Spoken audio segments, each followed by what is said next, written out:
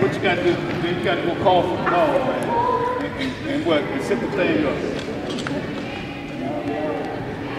Let's try it again. Line them up right here. Can I hear you, man?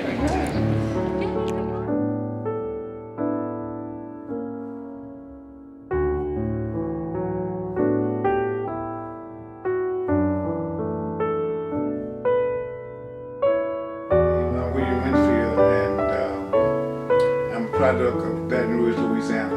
I was born and raised in Louisiana, and I was brought into the world by a midwife. And of course, during that time, you know, it's people were born by midwife, not necessarily going to the hospital, but back then my mother she didn't have the money for insurance. So what they would do, by the time they were 9 months, we're talking about my mother now, when she was 9 months, then we would be called in the midwife, and she delivered me. And then she took the records to Baton Rouge General Hospital in Baton Rouge, Louisiana. I attended high school at McKinley High School in Baton Rouge, where I played basketball and football. And then after I graduated from high school, just back in 1966, when I graduated from high school back in '66, then I went on to college, but I was able to earn a basketball scholarship when I was in high school. I'm from McKinley High School, by the way, also in Baton Rouge. And then after graduation, I attended Southern University on a partial scholarship, you know, so I had to really prove myself that I could play basketball. And so from there, I graduated. After 4 years, I graduated in health and physical education, and back in '71. And then I was called upon to go to the Army. Back then, you had to register, because if you didn't register, they could call you. But since I was in school, they allowed me to finish college, and then I had to enlist into the service.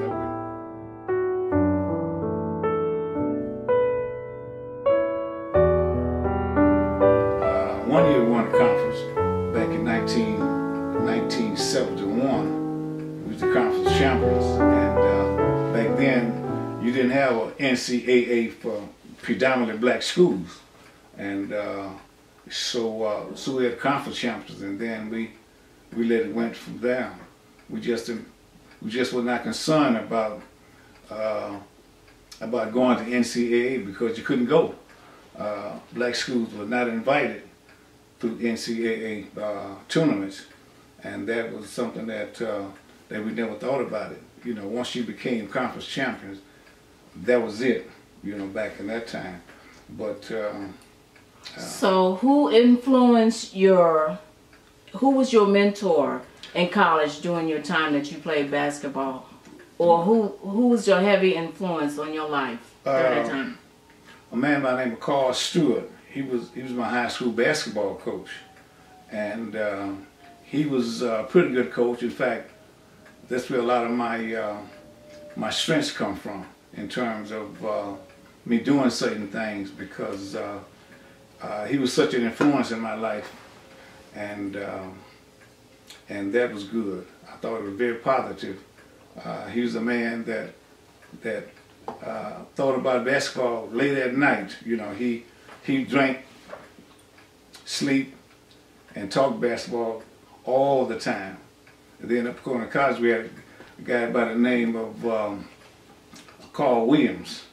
He was my college coach. The dude was, he influenced me in terms of me being a basketball coach myself, because I felt that I could do it after attending college. I said, well, I can do this, because I've watched him coach, and so I decided to become a coach after watching this guy at my college level. So I started coaching.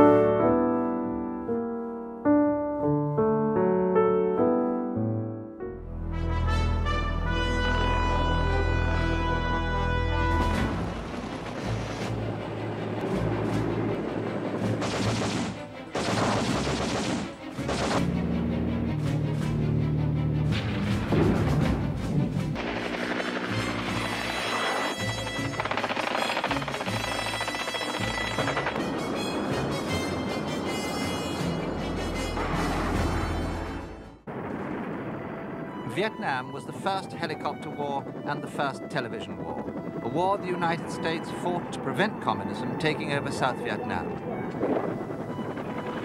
A war that changed from counterinsurgency to full-scale conventional war with helicopter gunships in the sky and British-made hovercraft patrolling the river deltas. I was a military police. That's my MOS. I went to the state of Georgia, Fort Gordon, Georgia, to become a military police. And after graduating from that military police academy, I was shipped to Vietnam. It's just back in '72. I was shipped to Vietnam. I stayed there for 2 years, and then I came out. But during that time, I couldn't work as a military policeman because they had everybody. So so I had to become what they call a road guard. You know, on military compound, we had to guard who was coming in, who was leaving the compound. And of course, during that time, you had the Vietnamese. You had to deal with those folks, and that was good. It was a rewarding experience because I met a lot of wonderful people while I was in Vietnam, and so I stayed there a year and a half. Because during that time, if you went to Vietnam, you get out in 6 months. Not 6 months, but you can serve a year and 6 months. So if you did that stretch over Vietnam, then you get early out. That's what I was able to get.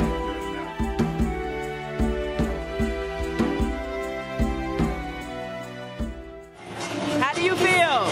Great. Tell me what's going on. Tell me, just explain a little bit how you feel today. It's good. I got up this morning, ate breakfast, and had a chance to relax, watching this television. And then I headed on down to Martin Luther King.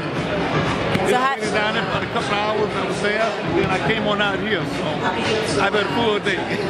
How do you think the girls will do today? Oh, they did. They were just fine. The same routine. We went out and got a bite. Came back. They shot around about an hour and a half. Okay. So they should be ready to play too. Oh, okay. All right. Thank you, Coach. The Crusaders are coached by William Winfield, assisted by Marnita Sullivan, Gwen Burton, Gerald Weatherspoon, Max Stewart, and Ernest Robinson.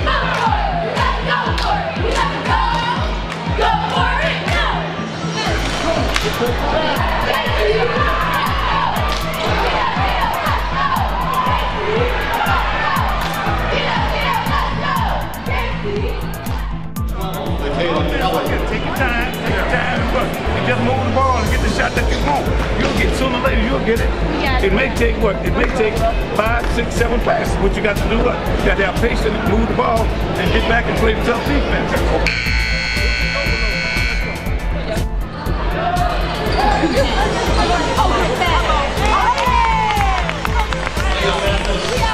From the Henry.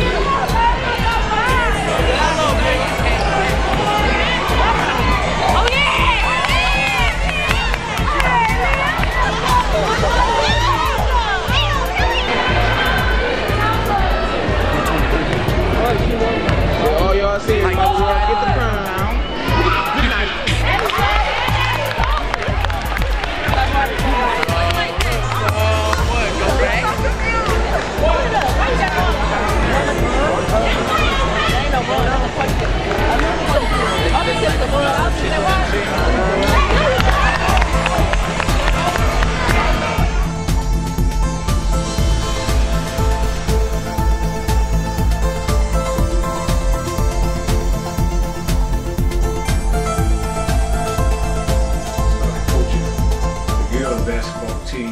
This was back in 1975. I started coaching the girls basketball team, and we split the season. We won 6 games, and we lost 6 because during that time you didn't have a lot of basketball that was played on the girls' side. We didn't have a gigantic schedule. Okay, we didn't have we didn't have a gigantic schedule. So I coached the girls, and I really enjoyed it because I found that with girls, everything is for real. Sometimes with the male athletes, they think they know it all. But I noticed when I was coaching the girls, they didn't know a whole lot, so they took in what you gave them. You know, they went with it. And so I started coaching the girls team, and I coached them for about a year and a half.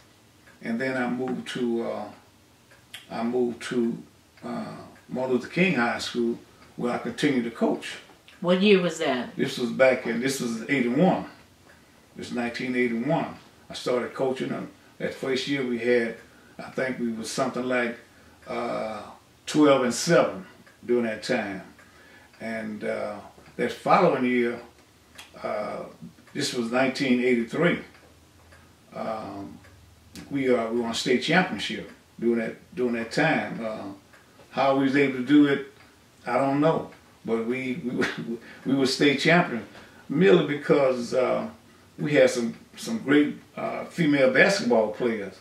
Because before I started coaching the girls, back in my high school, back at McKinley High School, the way the girls played was that they had 3 on one side and they had 3 on the other side. And you couldn't cross that line, that half-court line, you could not cross that line. And so what would take place if the opposition would rebound the basketball, they would dribble to the half-court line and give it to one of their teammates. And then they scored that away, but we couldn't rebound them. During that time, the girls couldn't rebound the ball and go down and score it themselves. They had to rebound the ball and stop at half court, pass the basketball to one of their teammates and let them score. And so that's the way they was playing during that time. But once I got here in Detroit, I found out to my amazement that the girls ran up and down the floor, because during that time it was a strong belief that girls could not run up and down the floor. They could only go to half-court situation. That's because they felt that girls didn't have the stamina to compete up and down the floor. But of course, we was proven wrong that girls can run as long as boys can run on a basketball court. It may not be as fast, but it's one thing about them is that they get up and down the floor. Well, with Coach Winfield and I, first I have to say, just growing up with him as a kid from 7th grade on to now 43 years old, you know, it's funny. It first came out as a coach player, and then as the years grew and I grew older, it became father, you know, figure. So now just like, hey, this right here is my second dad, you know, everything he tells me is right. I don't question what his decision making, you know, policy is. Whatever he say, it goes, you know. And that's the great thing about being his assistant coach. I trust what he says, and I have faith in what he says as well. When you're a player, you don't want to go in there, you know, questioning your leader, you know. And that's the great thing about Coach Winfield. I believe what he says, and I trust what he says. And if it was a war time going on, believe me, I'm gonna go in there blindly. But Coach Winfield gonna be the first person out there, and he gonna tell me what's ahead. And I trust what he tells me what's ahead. You know, even though you see the trees, but guess what? Beyond those trees, there's gonna be a forest, and that's what I believe. And I trust what he tells me. That guy, you know, like everybody loved, you know, Coach Winfield. It was kind of intimidating, but at the same time, you knew that there was a wealth of knowledge there. I felt like you knew that if you hung on every word and listened to what he done, your game would be better. So that was just, it was, you know, respect from day one. Just a different feel, and then just seeing that the success that the other players and the other teams that had, once you start finding that out, you know, you go in the gym and start seeing that stuff hanging from the rafters, and you out there, you know, the girls playing. I mean, I used to play with the boys to get better, but every girl on our team did play like a boy. Shoot, everybody was tight.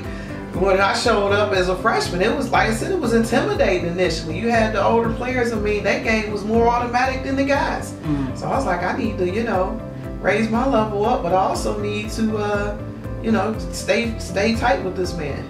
So did you feel that at all that you really didn't fit in? And you said it was intimidating at first. What made you feel a little bit more comfortable being with being coached by Coach Winfield and also being involved with the team itself? Just keep doing it, that's all. I mean, just kept showing up, you know. They had open rec, pick you up for the gym, keep playing. I mean, practice, practice, practice. That's what makes you feel more confident, you know. But it was definitely, you can't run with this squad. You know, you come to open rec 1 week or whatever and then not show up for another month. That's not how I go. You gotta, you had to be up in there.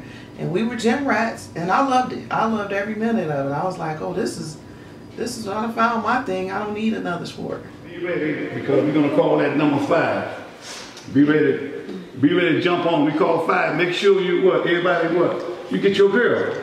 Everybody get your girl and don't let her break that twist. Including if the girl, my girl up, if she up something, still if go she up, there.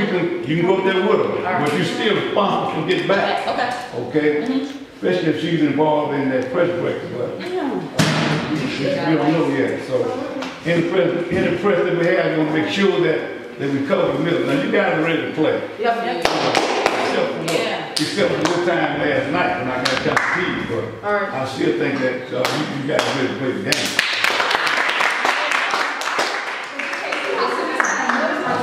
Everything with you.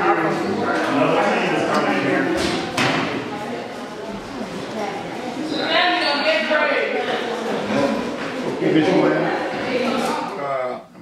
My coaching philosophy is that you know, I believe the individual, if they're going to be great ball players, what they need to do is practice often. You see, not just with the coach, but they need to practice during a time when they don't feel like practicing. They have to get out there and practice. And as far as the discipline part of my coaching, I think that it's very important for young ladies to play as a unit when they're playing. And so that's what I try to develop in my kids, the concept of playing together, you know, being able to make that extra pass. Again, with the coaching aspect, you know, a lot of times you have to deal with parents, but I always felt that leave the coaching to the coach, and the parents' role is to support their child, and my role is to try to develop them, not only in that basketball, but as a good human.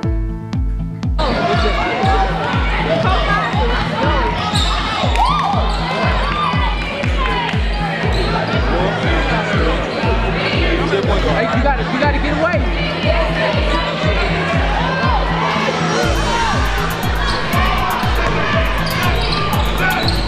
Shit better come back.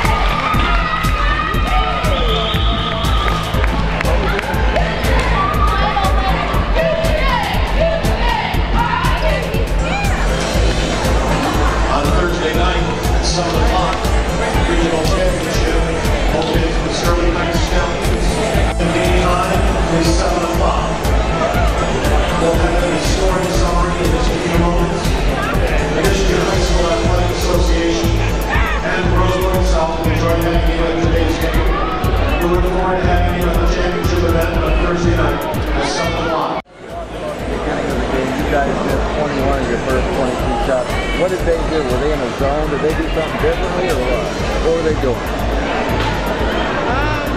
Because they obviously frustrated you guys pretty well there. They did.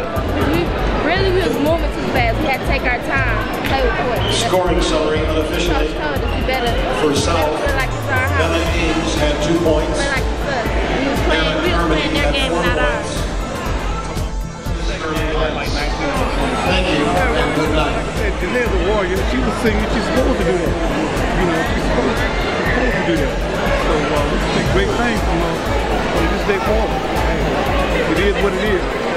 the defense basically carried you. The second half, did you tell them basically Sierra Rice was a target? Yeah, but what we was doing, we was using various defense to try to keep them all balanced.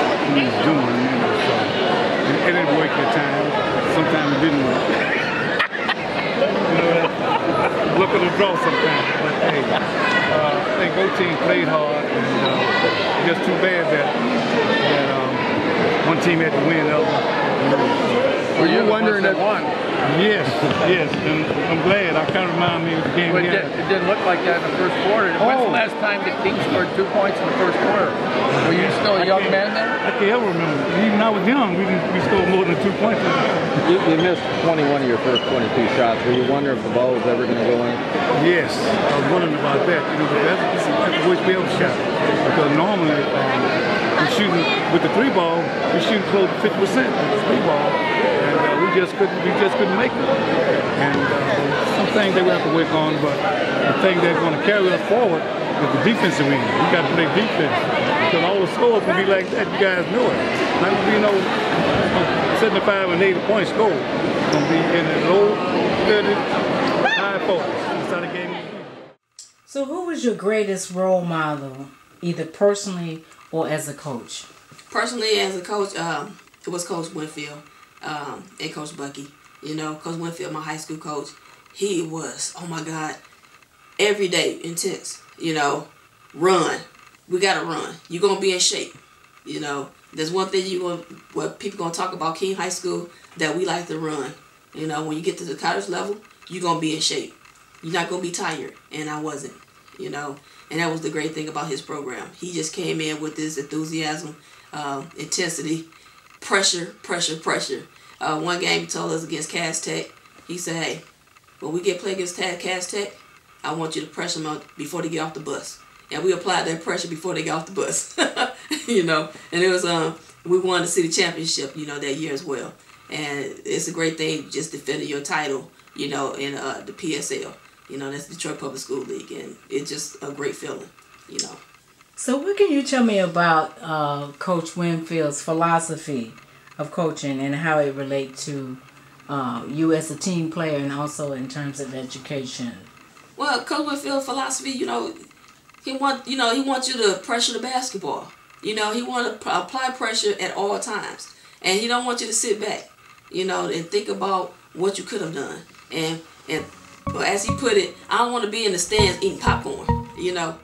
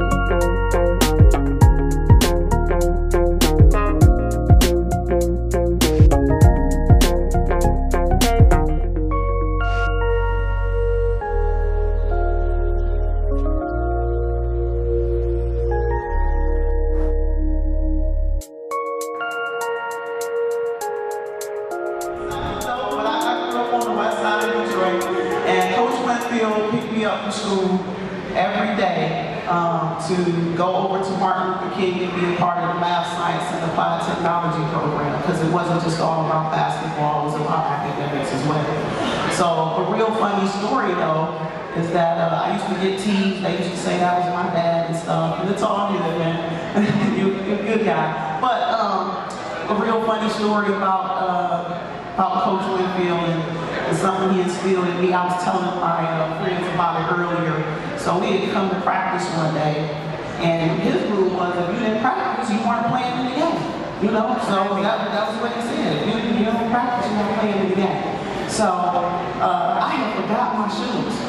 So somehow, I don't know how I forgot my shoes. I probably forgot them because I used to wear the high top to school every day. But for some reason, I thought I was cute that day. I don't know. But I forgot my sneakers, and Winfield said, listen, you already know the rules, Ma. He never called me Marquita, he called me Ma. So he the only one I let call me Ma. That's my middle nickname for him. So he called me Ma. He said, Ma, you know the rules. You don't practice, you don't play. I'm like, Coach, I mean, I'm a senior, I'm trying to win this basketball, you tripping. He's like, oh no, I got you. I said, just give me a pair of the game shoes. And let me, no, you forgot your shoes, you gotta learn how to be responsible. You wanna play, you're gonna run. So before practice, we either had to run a mile or 44 laps in the gym before every practice, right? See, that's one of the secrets. I'm giving up the secrets of the Crusader Nation right now. We used to have to run a mile, what was it, 44 laps, Coach? Around the gym. Yeah, Shireen remembers. So 44 laps around the gym. And I forgot my shoes. So he said, well, you can run the laps in these. I said, what? Dude, these your shoes. He said, yeah, that's right. You either gonna run the laps in these, and then you can, practice and play the game tomorrow. I'm like, oh my God. But in that moment, I learned so much. I ran the laps in his size 13s. Those 44 laps in his size 13s that day. But it also just taught me about, being a leader. I had to still set the example, no matter what, whatever it took to get it done. So, Coach, I really appreciate you. And like I said, I wouldn't be here accepting this honor tonight without you.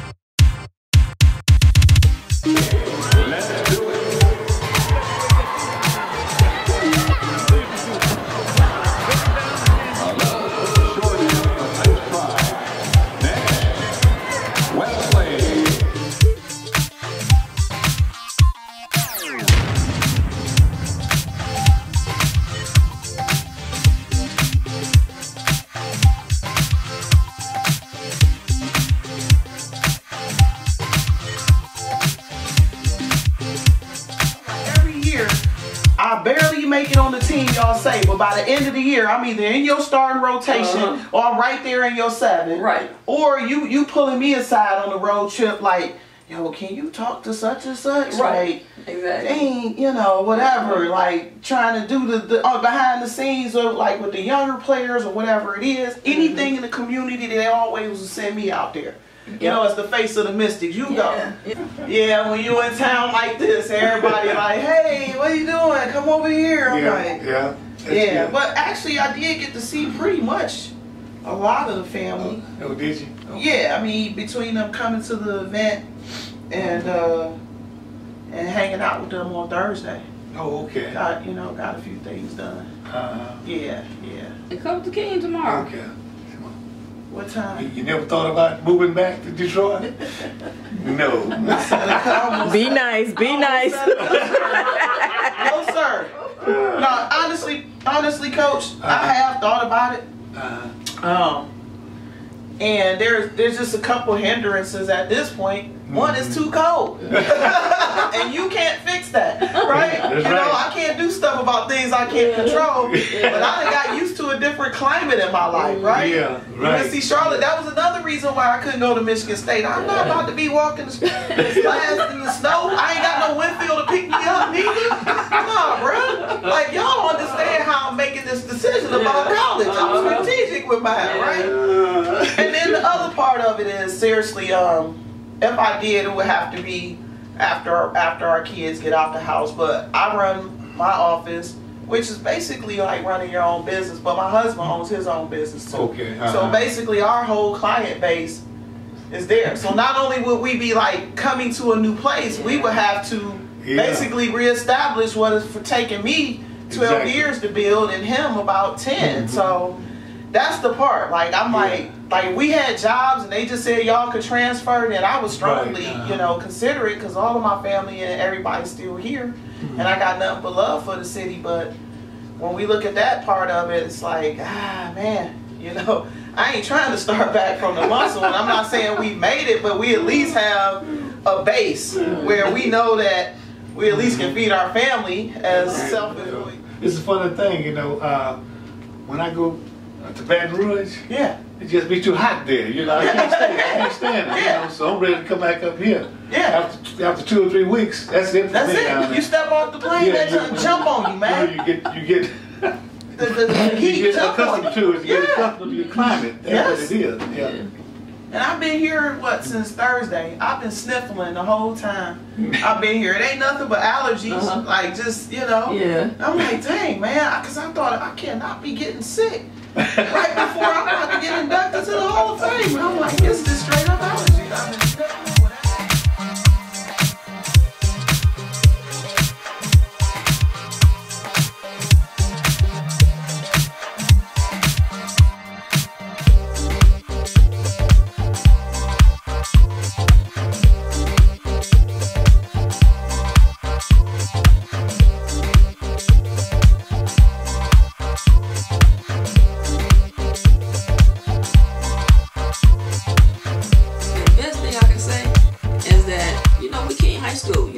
we're the Crusaders.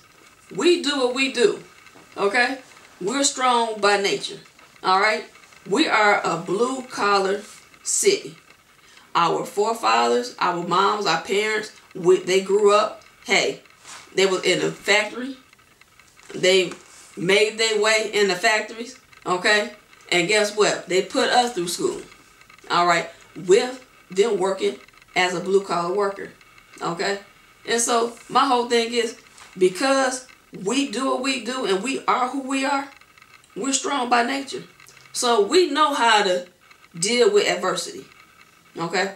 And so because we know how to deal with the adversity, we know next year or the following year after that and the year after that, we can do better, okay? We're going to learn from this last incident or this last experience, okay? We never going to let somebody knock us on our butts, okay? We're just going to pick ourselves up. We get back up. All right? And a lot of people don't want to say the fighting word, but we get back up and we fight. We fight for ourselves. And so that's the thing that I want to leave with our kids. You know, don't quit. Because it's never a quitter in King. And there's never a quitter in the word Crusader. You know, we fight.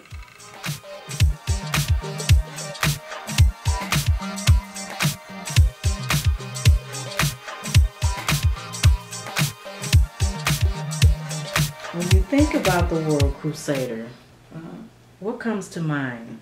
And whatever that is, how did that applies to Coach Winfield, if it does?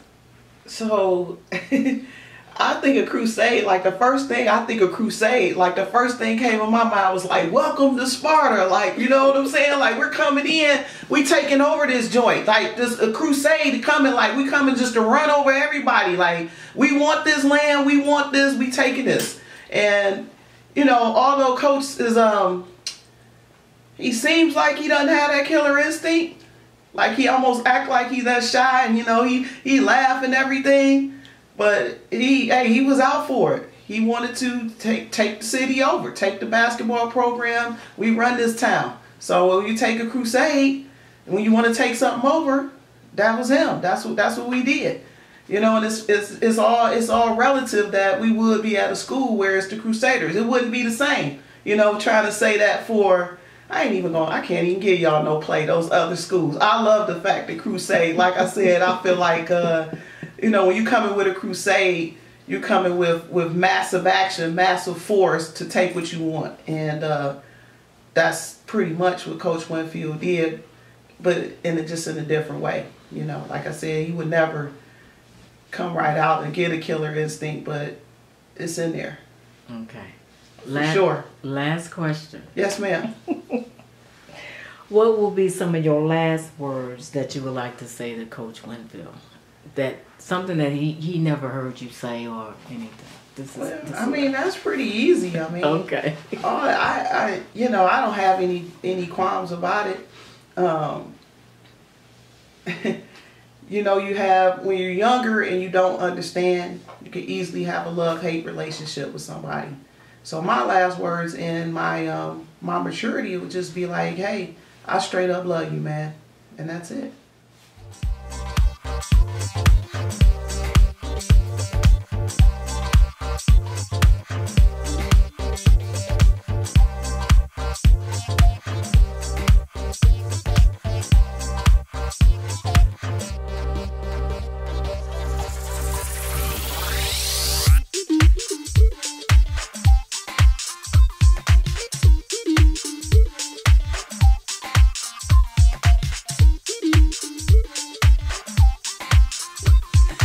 What is one thing that you can say about Coach Winfield that you want everyone to know about him? A true leader. True leader, compassion, father figure all the way, and loyalty, you know, to the fault. This man have your back until the day you die, you know, and till the day he take his last breath, he will keep you in his good graces. All right, this man don't say one bad word about anyone. All right, not one soul. You can try to get him to say something bad about somebody, but he ain't gonna say anything bad because he sees good in everyone. Okay, and that's the thing about Coach Winfield that I really, really admire, that he can see good in everyone that he come in contact with. So, and just tell everybody who you are and where you from for the last time. I'm Gwen Burton from Detroit, Michigan. Detroit King High School, Crusader, 1990, all the way. I would look at Ohio State, the point guard, she would tell the girl to do a concentrate on what you're doing out there. And sometimes, and tomorrow you won't have that time because what? Because people are gonna be in the what? They're gonna be hollering all over the place behind you. And then what you gonna do after the game is over with? They're gonna be hollering, they're gonna be piled up in the middle of the floor, and you guys are looking over there all stupid. And then some of you might say, well, Coach, it's just a game. Maybe it is to you, but not to me. This is life to me. This is life and death to me, you know, because I know that what I'm not going to pass this way again, maybe. And that's how you should look at it, as a golden opportunity to do what you're supposed to do. I can see what I can see 96 all the way to Lansing, but right now, me, I'm the only one that can see that, along with the coaches. But you can't see that because you're not thinking that far ahead. Let's go. Come on.